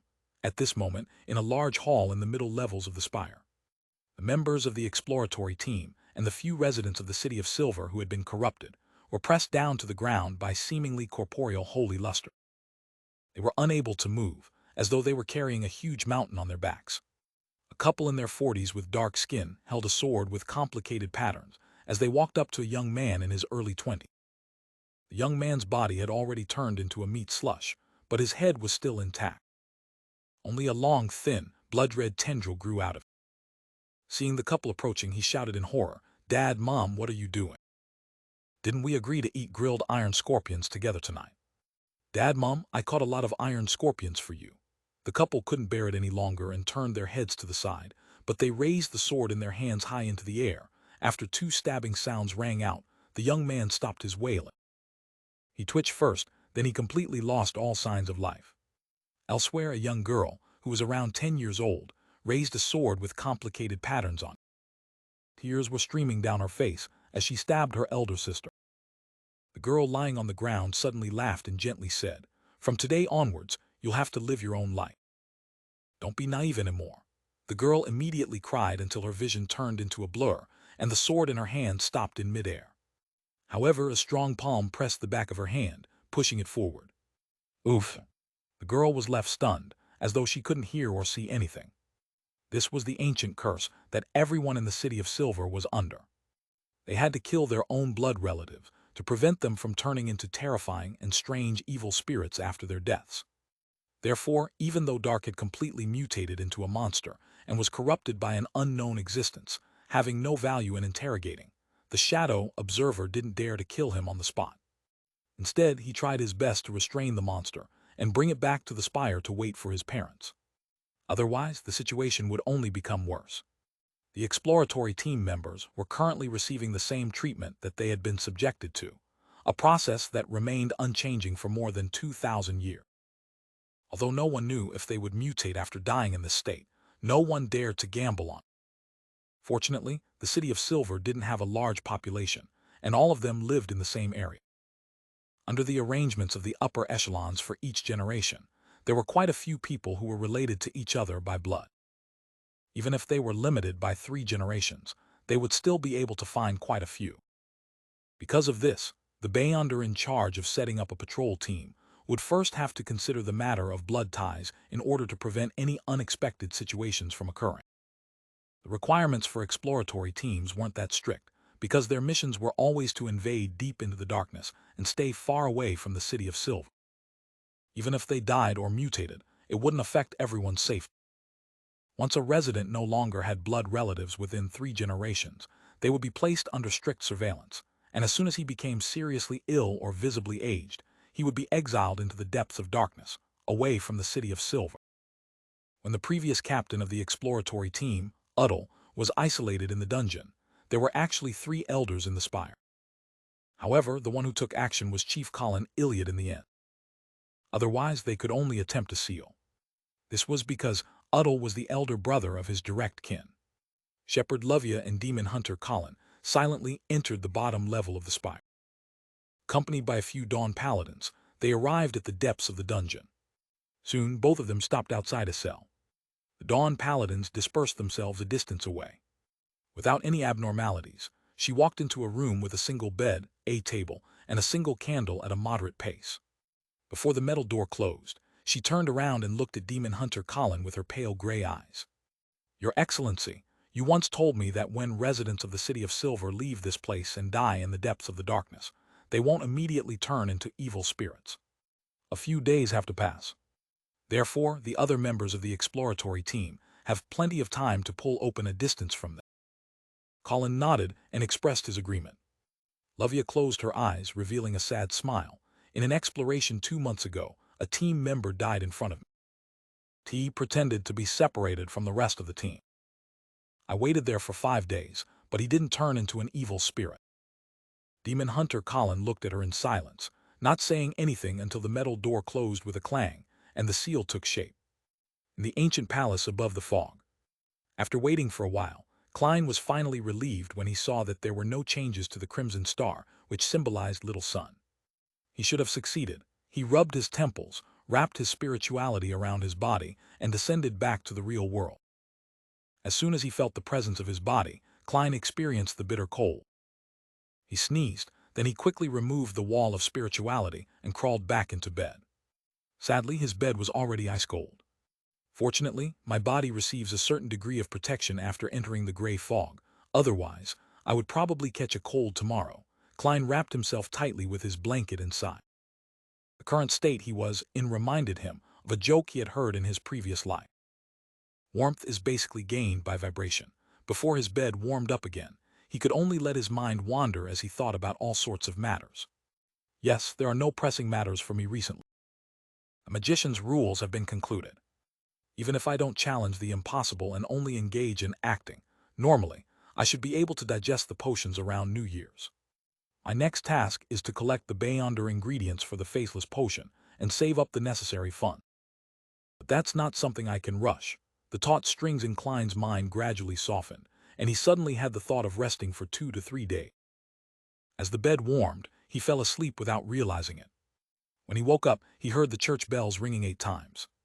Klein stretched out his arm, felt the cold, and silently withdrew it. "It seems to have turned colder again today. Since there's nothing pertinent to do, it seems I can just continue sleeping in, relaxed." He closed his eyes again. But after a while, he heard his stomach growling and felt the bulge in his lower abdomen. "Life is full of hard choices," Klein mumbled. After 10 minutes or so of struggling between the two feelings, he finally gave up, got up, and rushed to the bathroom next door. After changing his clothes and washing up, he went down to the first floor and took out some ingredients to cook Phaenopotter noodle. This time, he didn't intend to use the meat sauce that he bought, but instead, he wanted to try the meat paste he had made 2 days ago. This was the meat paste he had carefully chosen from the ingredients based on his memory. Although there were ultimately differences in the ingredients between the two worlds, preventing him from fully replicating the authentic taste, Klein still found it pretty good after sampling. It wasn't long before he had a bowl of Potter noodles with condiments and meat paste. He found it a really wonderful morning. Keeping in with the tradition of this world, he browsed through the newspapers as he ate, and he checked if Eye of Wisdom had placed him first. Based on his late-night thoughts from yesterday, Klein decided to have some fun today, so he considered whether he should go to a concert, an opera, or a play. The tickets to many of the music halls in the West Borough, Hillston Borough, and Sherwood Borough are at least 6 solely, and if it's a famous musician, then they would even be on the order of pounds. Music halls specially catered to common folk range from 6 to 9 pence. Those that are open to the poor with money to spare in East Borough only need 1 pence. Klein flipped through the relevant materials to select his choice of entertainment for the day. At that moment, he heard the doorbell ring. Ding dong. Who is it? Klein jerked his head up to look at the door. He felt as if he were suffering from an illness. The fear of hearing the doorbell ring was identical to the symptoms he had experienced on Earth, being afraid of his cell phone's ringing. Putting down the newspaper and magazine, he looked at the empty plate which had been cleaned even of its seasonings. Then he stood up, and he walked to the door. Before he got a hold of the handle, he already knew that it was Dr. Aaron outside. "Don't you need to work?" Klein mumbled as he opened the door. "Good morning, Aaron. The fog is gray today." He smiled. Aaron was still wearing his cold expression, but there was an additional sense of anxiety and fear written on his face. He nudged his gold-rimmed spectacles and without bothering to greet him, bluntly said, "Sherlock, I had another dream. I dreamed of Will Ossipton again." Klein almost froze. "That's not right. The real paper crane is with me, above the gray fog, while the one I folded is with the nighthawks. You're still able to dream of Will Ossipton with a paper crane, which was poorly folded by a nighthawk. That's not scientific, no, that's not mystic." Klein became serious and asked, "The same dream?" "No, it's not that scary this time." Aaron became a little calmer. "I dreamed about the grim cemetery." "You know of it, right?" "Yes," Klein answered simply. Back then, he had caught a group of students and a mysticism enthusiast who was a complete beginner, Kapusky, engaging in a spiritual dance outside Grim Cemetery. He later received another copper whistle from the latter, which could be used to summon a messenger. Aaron drew a deep breath of cold air and continued, "I dreamed of the woods outside Grim Cemetery. I dreamed of a birch tree which had a layer of bark peeled off its trunk. Will Ossipton was sitting underneath that tree, looking at me quietly. And then," Klein pressed. Aaron shook his head. "The dream ended there." "What a strange matter. Has Dr. Aaron's dream got nothing to do with the paper crane?" "No, if it wasn't related, then there wouldn't have been a situation where the dream changed after the paper crane was switched. Furthermore, I also performed a divination using the paper crane above the gray fog and obtained the corresponding revelations," Klein said in a measured voice. "This is no longer within my scope of understanding." "What do you want from me, Aaron?" Aaron breathed out warm air that dispersed into white mist. "I want to pay a visit to the area outside Grim Cemetery. I want to do it now while it's still daytime. Can you protect me? I'll pay you £1. Heading over to the place that appeared in the dream now. He probably wouldn't encounter anything too strange during the day. Klein thought for a moment and said, "I can accept this request, but I suggest that you go back to the same cathedral and tell your dream to the bishop you're familiar with." Aaron agreed, then said doubtfully, "Why do you always suggest that I go to the cathedral?" "I know you've explained it before in a very logical way, that if mystical powers exist in this world, then the churches, which have been leading humanity, must be the ones with the strongest mystical powers.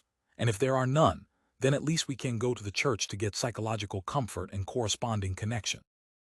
However, why do you suggest that I go to the cathedral for something that isn't considered too strange?" Klein considered for 2 seconds, then replied seriously, "I'm a detective. I've come into contact with a lot of unusual things, so I understand the special nature of the church. I also know when to ask for help." "Really?" Aaron listened with a serious expression. The corners of Klein's mouth curled up.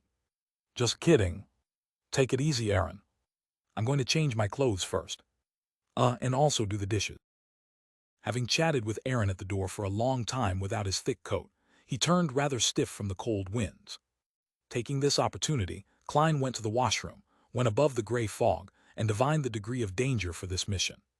He received the answer that there was almost no risk.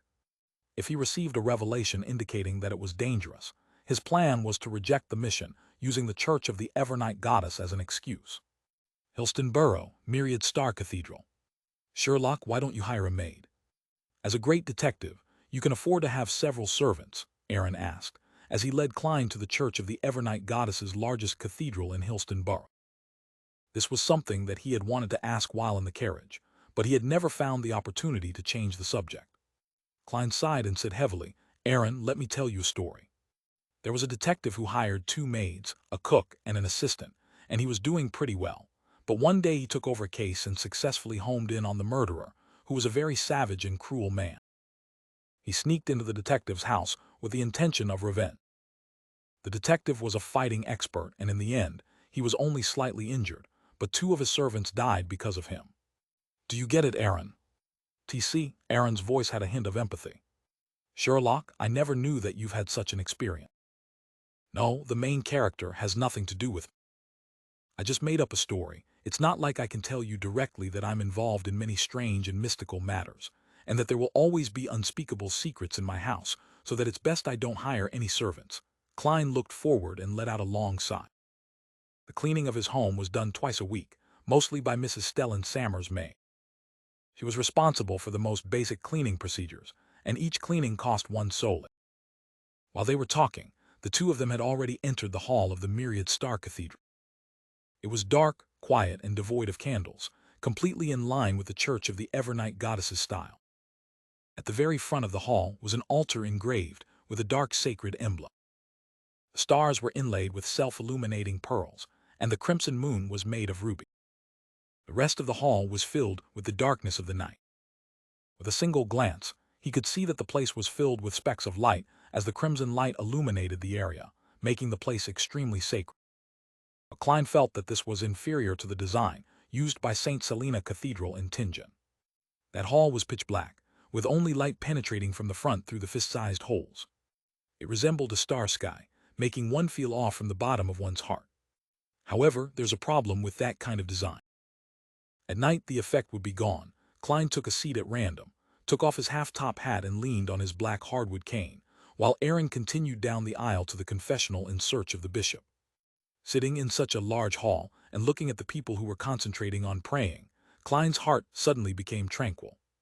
Come to think of it, this is only my 3rd time entering the goddess's cathedral. He let out a self-deprecating laugh. Inside the Cathedral of Serenity at Winter County, Leonard Mitchell put on his black windbreaker and red gloves and entered the room of the high-ranking deacon, Crestet Sesame. Congratulations, you have officially become a red glove. May the goddess bless you. Sesamir drew a crimson moon on his chest. He still had his mouth covered with his high collar. Praise the lady. The honor is mine.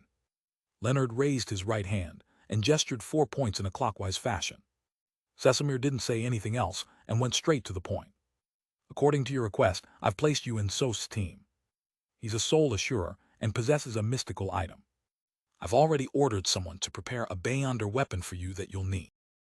Your team will be in charge of a devil summoning case, and you'll take into consideration certain clues to perform the search. For example, cases that have happened consecutively in Backland, and matters related to a tarot ritual. Yes, Reverend Sesamir. Leonard held no objections towards the mission. This will be the beginning of my revenge, he silently said to himself. Westboro, in the periphery of Grimm Cemetery. Klein accompanied Dr. Aaron as they took quite a while to walk around the nearby woods, coughing from time to time as a result of the falling grayish-white dust. Maybe there isn't a tree like that. Dreams can't fully reflect reality. Towards the end of the search, even Aaron was feeling a little uncertain himself.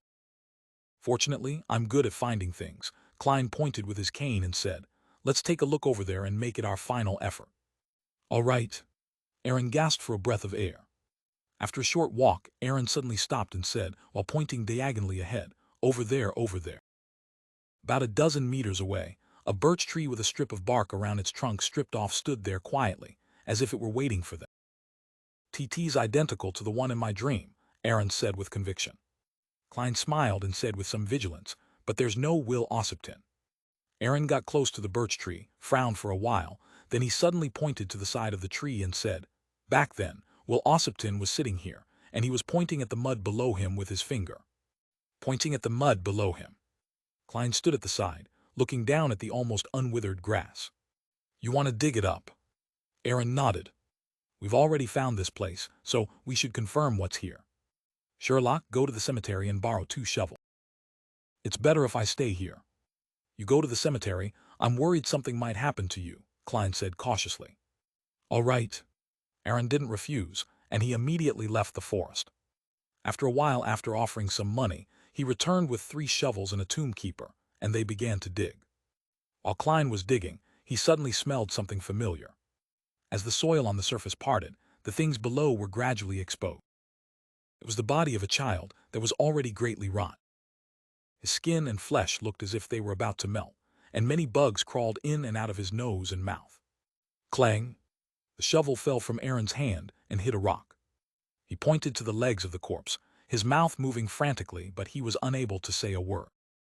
Klein endured the nausea and looked closely, discovering that the child's left leg was obviously missing its lower half. At the same time, Aaron took 2 steps back and fell to the ground, shouting sharply, "Will Ossipton! Will Ossipton!" It was Will Ossipton's corpse. "Private detective, he's dead. Will Ossipton is dead. And he seems to have been dead for some time. Could this be fake?" Klein looked at the body of the child in surprise and suspicion, as many thoughts bubbled in his mind. From what he knew, Will Ossipton was a special child who could be involved with a sequence, one of the monster pathway, Snake of Mercury, in some way. In the divination game he played, a casual doctor, "Your luck will get worse," was enough to make Aaron suffer from bad luck for an extended period of time. The paper crane he folded allowed Aaron's astral projection to be located in the spirit world and be instilled with artificial revelation. Even above the gray fog, Klein only received an inkling of his location and couldn't come to an effective conclusion. How could such a child die for no reason? He was dead before Dr. Aaron's dreams. What about his family? Klein narrowed his eyes, and despite his intense nausea, he carefully examined the highly rotten body. He noticed some torn tarot cards in the surrounding soil. His spiritual intuition told him that the corpse in front of him was most likely Will Ossipton. "It's really shocking and difficult to understand. I should go above the gray fog later and confirm if it's a fake death from Will Ossipton. Wait, what does this have to do with me? I had already decided not to get involved in this matter any further, in case I get entangled by some snake of Mercury. This might be even more terrifying than sealed artifact 0-08. Klein snapped out of his daze and said to the terrified tomb keeper and Dr. Aaron, who was on the verge of a mental breakdown, "Call the police." "Okay. Okay."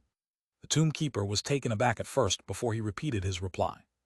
With the shovel in hand, he turned and ran out of the woods, at a speed that was so fast that it appeared as though he was being chased by a zombie. As expected, he's just an ordinary person and isn't cautious at all. In this kind of situation, shouldn't he be wary of the people around him who might have malicious intent? By exposing your back, it would be easy for you to be hit by a shovel. Klein glanced at the back of the tomb keeper and shook his head with a sigh. When he was a nighthawk in Tingen, he had read a lot of case files and found out that many of the victims had ended up becoming victims of their companions. Thinking of this, Klein walked to Dr. Aaron, bent down and stretched out his hand. "There's nothing to be afraid of. He's already dead. It's the death that scares me." Aaron calmed down a bit, and without accepting Klein's help, he got up by himself. His black frock coat was covered with dirt, and Klein felt his heart pain for the clothes for some baffling reason. "I'm the kind of person who can't stand seeing anything valuable get damaged," he inwardly sighed with emotion. Noticing that Aaron was still panicking, Klein laughed and said, "At such times, praying to the deity you believe in has quite a remarkable effect." "T.S. That's so." Aaron was stunned. He tapped his chest 4 times in a clockwise manner and chanted softly, "The Evernight Goddess is nobler than the stars and more eternal than eternity. Your devout believer prays for your blessing." After repeating this over and over again, he gradually calmed down, no longer feeling as terrified as before. Klein drew a triangular sacred emblem on his chest and silently whispered to himself, "God of steam and machinery, your completely unfaithful believer is begging for your blessings." As he spoke, he couldn't help but laugh at himself, suspecting that he might be smote to death by lightning on the spot. However, lightning and thunder belong to the Lord of Storms, and it isn't in the domain of the God of steam and machinery, Klein thought in a relaxed manner. After about 20 minutes, the two of them found themselves sitting in an interrogation room at a nearby police station. During the testimony, Klein frankly informed the police that he was a private investigator who wasn't too sure of what was happening. As for Dr. Aaron, he described his dream in detail as the reason for digging to find the body. Klein could tell that the police didn't believe him at all, but after they had gone out for a while, they immediately changed their attitudes, saying that there was nothing suspicious about Dr. Aaron and Detective Moriarty. All they had to do was sign their statements and leave. Aaron was surprised, but Klein wasn't surprised. It was obvious that the Nighthawks had been involved. The advantage of having the doctor head to the Myriad Star Cathedral in advance was demonstrated. Before leaving the police station, Klein wasn't surprised to see a familiar figure. It was the Nighthawk who had entered his dream earlier. The man on duty, who was probably a captain, was still wearing a gray windbreaker and was obviously more resistant to the cold than Klein. His blue eyes swept past Klein's face without any signs of abnormality, pretending to be an ordinary senior inspector. Klein, who was also pretending to be an ordinary private detective, nudged his glasses, put on half-top hat, and left the station with Dr. Aaron in a carriage. After instructing his carriage driver to head to Mintz Street first, Aaron turned to Klein and said, "Sherlock, do you think this will be the end of it? If that body really belongs to Will Ossipton, then you shouldn't be troubled any longer."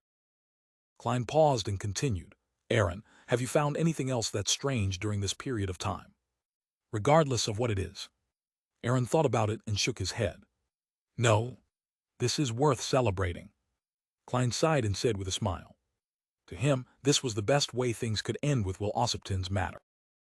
Although the paper crane Klein had folded above the gray fog wouldn't reveal anything, and there would be no problems with any divination afterward, he was still a little worried that some Nighthawk would suddenly think of something and use it to find some clues. And now, with the death of Will Ossipton, the case might soon reach a dead end, put in the archives, and temporarily declared a closed case. No one would pay any more attention to it without any new developments. Aaron relaxed and asked suspiciously, "Frankly, I don't think my statement was very convincing. Why did the cops choose to believe it in the end?" "T don't know either," Klein feigned puzzlement and said, "I thought I'd have to get my lawyer to take me home again, no, bail me out." Aaron smirked and said, "Sherlock, you seem to have a lot of experience in being sent to the police station." Klein laughed and replied in a deep voice, "It's the fate of every private detective." Just as Klein and Aaron were being taken to the police station near Grimm Cemetery, Forrest Wall was wearing a long black dress and a black bonnet with a fine mesh hanging down. She entered the silent cemetery and found the grave of Mrs. Allisa. She and Zio had gone to Empress Borough an hour ago to visit Viscount Glane, and they had successfully gotten a verbal agreement for borrowing £400 without any interest. Viscount Glane's only request was that the two Beyonders accompany him to the gathering Mr. A would convene tonight to ensure his safety. He was anxious to procure a royal jellyfish's venom crystal so that he could complete the concoction of the apothecary potion. Audrey had found the horn of an adult flying unicorn in the family treasury, and she had taken one out in the name of doing a biological experiment, effectively offsetting part of her debt. She also put forward an additional condition for Viscount Glane to get the help of Duke Negan's children to confirm if the dragon specimens in the treasury had a thousand-faced hunter, and whether there were still light dots flashing inside. When the loan was settled, Forbes was in no hurry to pray to Mr. Fool to close the deal as quickly as possible, because it would make Zio intuitively turn suspicious if things developed too quickly. Taking advantage of her free time, she changed her clothes and rented a horse carriage to get to Grimm Cemetery, which was located on the outskirts of Westboro. Knowing the law of Beyonder characteristics conservation and indestructibility, Forbes realized that the main ingredient that turned her into an apprentice was the Beyonder characteristic left behind by Mrs. Allisa. In a way, she had inherited her powers. Therefore, she couldn't help but pay a visit and put a bouquet of flowers in front of Mrs. Allisa's grave and thank her. It was early winter, and most of the flowers had long since withered, but Forrest still bought a handful of plain flowers. These flowers were grown in a greenhouse and were quite expensive. "Thank you, Emperor Roselle, for your invention," Forrest said inwardly in a most sincere manner. As far as she knew, most of the flowers that the nobles used for their winter banquets came from greenhouses, while a tiny portion was delivered directly from the warm south by airships. This was more than the average middle-class worker could bear. Standing in front of the black tombstone, Forrest took a deep look at the photograph of Mrs. Allisa before bending down to lay down the flowers and whispered, "Thank you." She immediately straightened up, closed her eyes, and quietly recalled the past. At this moment she heard a slightly aged voice. "You really are a good and kind-hearted lady." Forrest opened her eyes and turned her head, realizing that Mr. Lawrence from the Abraham family had also appeared there at some point. He was also holding a bouquet of plain but elegant flowers in his hand. "No, this is not goodness, nor is it kindness. Mrs. Allisa once gave me, a person who had lost her mother, an unforgettable period of warmth," Forrest said sincerely. Her eyes were suddenly moist.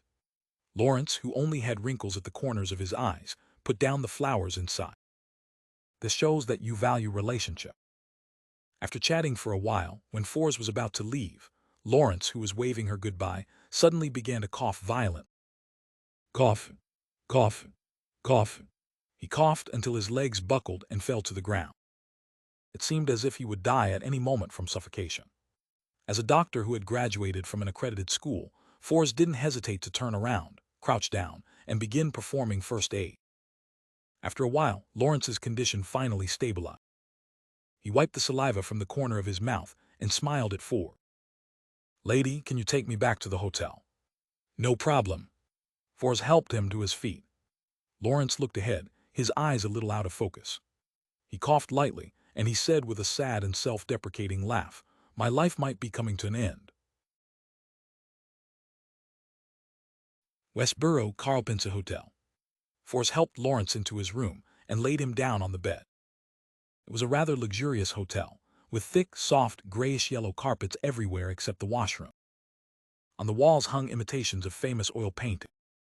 Lawrence gasped for air and said, "Thank you, Miss Wall, and please forgive a dying man for not being able to bow." "No, Mr. Lawrence, your problem has eased. As a former medical doctor, I can tell you without a doubt that you can still live. After some rest, we'll go to a clinic or a hospital," Forrest consoled him. Lawrence smiled. "I know my physical condition very well. You don't have to comfort me. Besides, I'm an amateur astrologer. I already had a premonition that I'm going to die in this hotel in Backlund." Aside from some superficial concealment, everything he said was the truth. He was already close to 80, and he was no longer that robust and spirited young man from before. If not for the sequence potions that elevated his constitution, he might have already been buried in some random cemetery. Originally, Lawrence thought he could live for another 10 years, but who would have thought that he would encounter a rebellion caused by the former traveler Bodies? He suffered relatively serious injuries at the hands of the Aurora Order, and his remaining descendants all died in that disaster. This dealt him a great blow, and he almost didn't manage to recover from it. The search for his brothers and their descendants in Backlund had only resulted in him receiving news of their deaths, dealing him a significant blow to his mental well-being once more. Compounded by all these things, Lawrence clearly felt that his life had come to an end. His initial plan was to return to the graves of Lobero and Allisa again and present a bouquet of flowers. He would then return immediately and meet with the other members of the Elder Council to set things in order before his death, but being an elderly man, his condition was beyond his control. Without waiting for a response from Forrest, Lawrence struggled to retrieve a palm-sized notebook from the inside pocket of his half-open coat. The hard paper cover of the notebook was bronze green, giving off a very ancient feeling. On its surface the words, "I came, I saw, I record," was written in ancient Fasak. Lawrence placed the notebook on the quilt in front of his chest and took a deep breath. "Miss Wall, if I die here, can you help me send it to Pritz Harbor?" "Mr. Lawrence, you'll be fine," Forrest emphasized. At the same time, she subconsciously glanced at the notebook and found that it wasn't thick at all. There were a total of 3 types of papers inside, one of which was a yellow type of parchment which had very few pages. The other was yellowish-brown goatskin, and the number of pages was in the middle of the range. The last was comprised of ordinary white paper and was the most common. Lawrence laughingly said with great difficulty, "I mean, miss. Wall, would you help? Pritz Harbor isn't far. It's not even a trip. If it needs to be rushed, then I can even make the round trip in half a day by taking the steam locomotive." Fors nodded. Lawrence breathed a sigh of relief as his mind seemed to recover a little. "After I die, wait 10 minutes. Retrieve the glowing object from my body, and then send it along with this notebook to Dorian Gray at the Pritz Harbor's Fishermen Association. 42 pounds in cash in my wallet will be the reward and my gratitude. As for these clothes of mine, let it turn to ash along with me. No, you don't need to give me anything." "No, you'll be fine, Mr. Lawrence," Fors said earnestly. As if he hadn't heard her, Lawrence whispered to himself, "Maybe Dorian will give you additional rewards, but it depends on you, I believe you. From Hollis's matter, I can tell that you're a good girl." He suddenly seemed to turn lucid as he said to Fors, "Ms. Wall, can you go down to the first floor and bring me a jug of water? I don't know when the waiter will come over." "No problem." Without thinking, Fors took a water jug and walked out of the room. After walking a few steps, she suddenly felt that something was amiss. The water jug in her hand was heavy, and there was obviously a lot of water in it. Just as she was about to turn around and ask, she suddenly sensed a strong fluctuation of spirituality in the room. That was, for a moment, Fors froze, and then she understood what Mr. Lawrence was trying to do. As death approached, he could clearly sense that something was wrong with his body. He was afraid of losing control and turning into a monster. He wanted to die as a human, not a monster, so he chose to end his own life. That was the last form of decency for a Bayon. Of course, if he had turned into a monster, all his plans would have come to naught. With this in mind, Fors became dejected. She waited outside for nearly 10 minutes before she pushed open the door and entered. She saw Lawrence lying silently on the bed, looking like he had aged considerably. Beside him was a diamond the size of an eye. The light which shone in through the window was constantly refracted by the diamond, forming a scene as beautiful as the radiance of the star. Fors sighed and performed a careful examination. She found that the cause of Lawrence's death was the most ordinary form of cardiac arrest. Sherwood Borough, 15 Mint Street. Klein rested for a while after getting home. He then went above the gray fog, having plans to divine the situation with Will Ossipton. He had the paper crane fly out of the trash pile in the corner and made it land on the long bronze table in front of him. Then he took out the topaz pendant that was wrapped around his sleeve. As he held the spirit pendulum in his left hand, Klein used cogitation to adjust his condition before recalling the scenes he had seen in the woods outside the cemetery. He might not have noticed some of the details, but it was certain that his spirituality wouldn't miss any. This divination was mainly about using this point and relying on the gray fog to eliminate all distraction. After finishing his preparations, Klein took out a goatskin parchment and wrote the divination statement, "Will Ossipton is completely dead." Then he pressed the paper crane next to the divination sentence, almost causing the topaz pendant to touch the word. After entering a state of cogitation and completing all the steps of the spirit dowsing, Klein opened his eyes and looked at the result. The topaz pendant was rotating counterclockwise at a fast frequency and high amplitude. It was a negative result. That meant that Will Ossipton wasn't completely dead. This Klein was surprised, but it seemed to be within his expectation. He thought for a moment, then he changed the divination statement.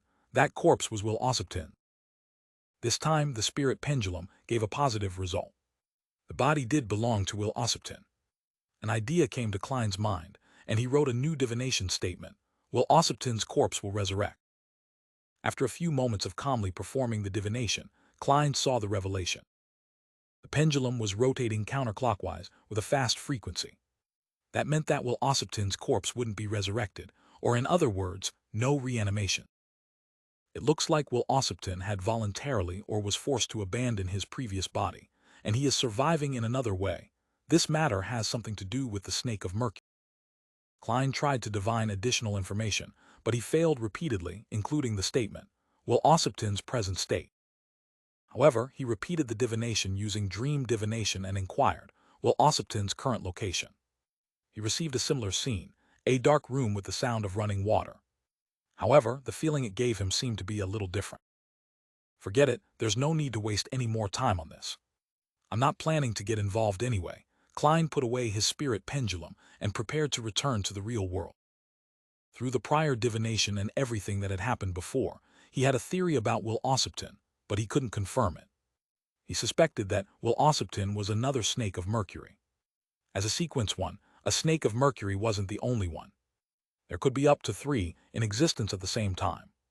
The snake of fate, who wielded destiny naturally, could locate Aaron's astral projection through the paper crane and show him a false revelation. Without a doubt, it also had the ability to change a person's fate. For some reason, Will Ossipton had become weak and was under the threat of the second snake of Mercury. Everything he did was to escape his counterpart. As for the reason for their conflict, the answer was simple.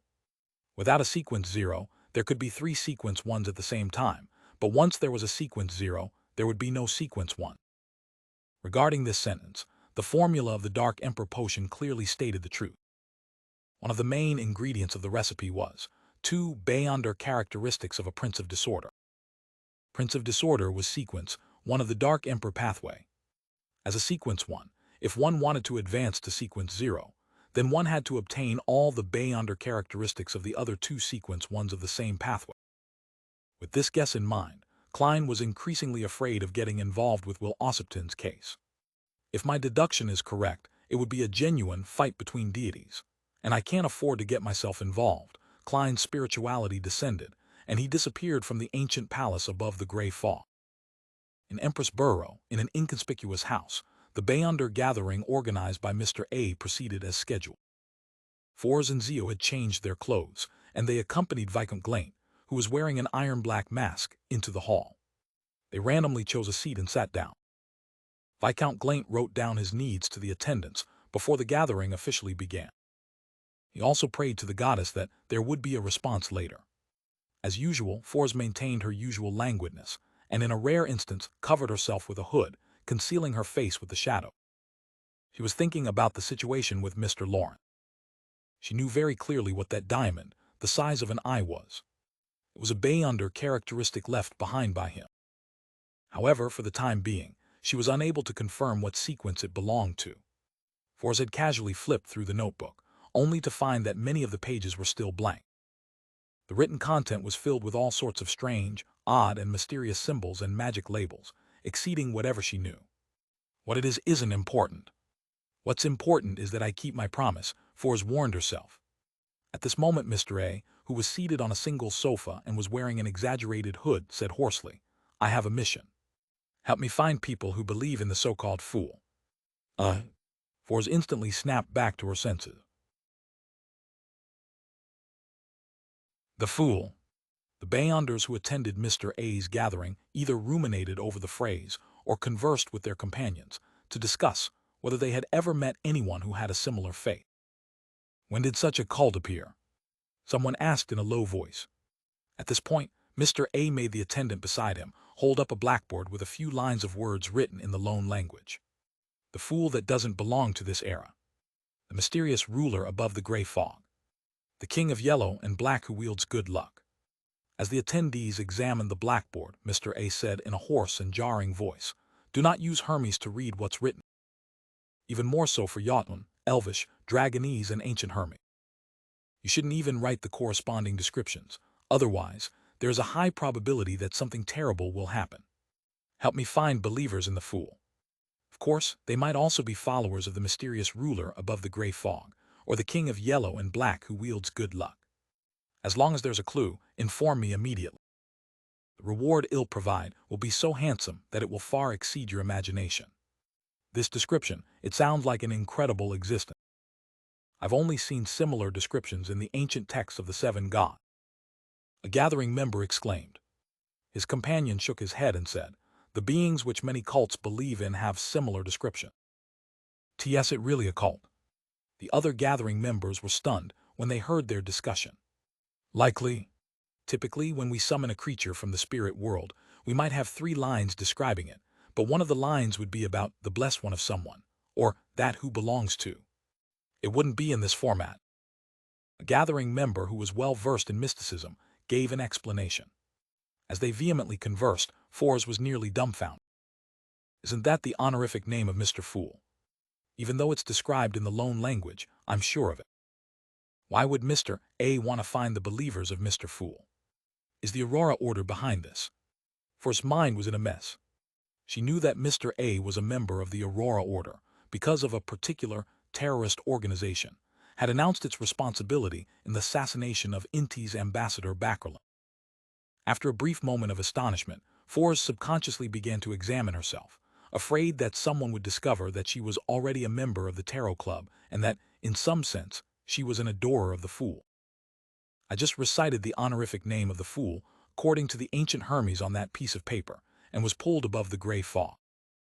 No one knows about this, and I don't have to be afraid of being investigated, but there's a link to that piece of paper with Mr. Fool's honorific name written on it. It was hidden in a book we borrowed from the Viscount Glaint. Thoughts rapidly flashed through Forrest's mind. Fool that doesn't belong to this era.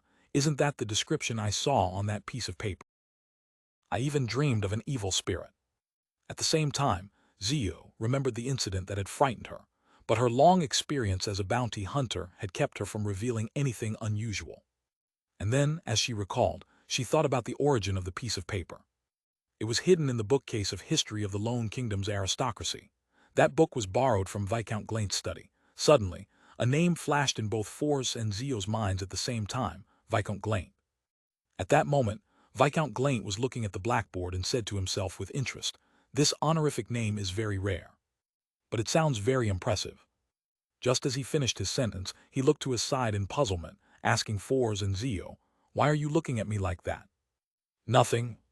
Zio and Forrest rapidly shook their heads at the same time. After dinner, in an elegantly decorated house, Audrey brought the huge golden retriever, Susie, into the living room under the guidance of her psychology teacher, Escalante. She was attending the academic meeting that had been agreed upon last week. Her maid and bodyguard stayed behind while she walked with Susie into a spacious activity room. In the activity room, be it for the atmosphere or some other reason, the gas lamps were not lit. The room was lit by gold-plated candle lamps on the coffee table and cupboard. Before Audrey could take a good look at her surroundings, she saw a gentleman in his 30s walking towards her. He wore a gray tailcoat. "This is the owner of this place, Mr. Stephen Hampers, a furniture merchant." The long-haired Escalante introduced him. She was just about to tell him Audrey's identity when Hampers chuckled and said, "Escalante, don't say anything. Let me have a chance at guessing." He had a neatly trimmed mustache and charming dark brown eyes. He appeared very gentle and elegant, nothing like a furniture merchant but more like a university lecturer. After seriously sizing up Audrey a few times, he smiled and said, "Escalante only mentioned that you were her student. Heh heh, I believe you're a cultured, noble lady, and you aren't someone who only looks good. There's no need for you to worry about a decline in the quality of your life. You're a little excited, very curious, and a relatively simple but also full of love. Of course, the most obvious point is that you're very beautiful, just like an angel." He made a final joke, pressed his hand to his chest, bowed, and said, "Welcome, the beautiful Miss Angel. You're right, as expected of a member of the Psychology Alchemists. However, what you managed to observe was the me from a few months ago. It's all a facade I've put on for myself." Audrey opened her mouth in surprise and astonishment. "Did you know me before, Mr. Hampers?" He didn't let her shocked expression linger too long on her face, because such emotions were meant to be instantaneous and wouldn't last too long. If anyone were to be surprised for several seconds, then it meant that their performance was most likely an act. Audrey didn't notice this at first, but after watching others act all this time, she naturally came up with a lot of rules. "No, I still don't know you. This is just the basics of being a psychology enthusiast." Hampers chuckled. Before he could finish his sentence, Audrey had already completed her observations and made a corresponding judgment based on her surroundings. His attire and the furnishings of his house all indicate that he's a person who cares deeply about how people view him. The sapphire on the ring of his left hand doesn't look small, but its actual quality is very ordinary. There are no symbols or magic labels on it. His finances aren't as good as he presents them to be. He's vain, even though he was very enthusiastic just now. The way he stands there, the direction in which his feet point, and the changes in his emotional colors all indicate that he still has many concerns and is on his guard. He sincerely commended me on my looks, but it wasn't in the way a man would look at a woman. There are signs of him using facial products, and his eyebrows are definitely drawn. His skills are inferior to my makeup maidservant Solia, but they're better than mine. The cologne he uses is confusion. something that I've only seen women use before. Yes, he probably likes men, and the role he plays is the weaker one in the relationship. At the same time, Audrey expressed her longing skillfully. He'd love to have your observational powers, Mr. Hampers. As she spoke, she maintained a faint smile while being introduced to the other 7 or 8 people in the activity room under Hampers's and Escalante's lead. The lovers of both mysticism and psychology were either descendants of fallen aristocrats, associate professors at universities, or the children of the rich. For example, the father of a young man was the owner of Phillips Department Store, the most famous department store in Backlund. In the exchange that followed, Audrey basically only listened. The only time she spoke was by asking questions, fully expressing her curiosity and yearning. In this academic discussion, Escalante and Hampers deliberately mentioned the body of heart and mind, as well as the spirit world and the collective subconscious. They also shared some relatively unique points of view, allowing Audrey to gradually understand some of the questions she had accumulated all this time. When the discussion ended and they were out of the house, Audrey glanced at Escalante beside her and asked with a little naivety, "Ms. Escalante, when will I be as good in psychology as Mr. Hampers?" Escalante curled the corners of her lips and slightly tilted her head as she looked at her. Very soon. At night, Klein, who was about to get into bed, once again appeared above the gray fog. Despite being a little sleepy, he was jolted awake by the news Miss Magician had reported. The Aurora Order knows of the fool. They know of my honorific name. The true creator has locked onto me. Klein abruptly sat up straight, as though he was about to face an attack. He quickly rejected the final theory. If the true creator had indeed locked onto him, Mr. A would have long visited him on the pretext of collecting a copper penny for the gas meter. Perhaps even a saint might appear. That is to say, only the fool and his corresponding honorific name are known, and the clues point to Backlund, who leaked the news. Klein frowned as he carefully thought about it. Soon he discovered a possibility. Little Son has recently chanted my honorific name, and it happened when he was interacting with a member of the exploratory team who was corrupted by the true creator. He held a sacrificial ritual, and there were likely symbols corresponding to the fool at the scene. The ancient palace above the gray fog appeared. So the true creator sensed the existence of the fool and confirmed that I was the one who had been sacrilegious. No, harassing. No, that's not right either, spying on him. Also, Little Son used the all-black eye at that time, which contains the mental corruption of the true creator. Through that, he has confirmed that my adorers and believers are in Backlund. I can't take the all-black eye out in the future. Having roughly understood the problem, Klein was left with another problem. Mr. A announced the bounty for Mr. Fool's believers at a not-so-private, relatively open Beyonder gathering. Is he just dumb, or is he deliberately fishing? The Aurora Order members are all bigoted lunatics. Their brains are mostly damaged, so it's impossible to deduce their real intention. This is as the saying goes, as long as I'm crazy, you won't be able to guess what I'm thinking.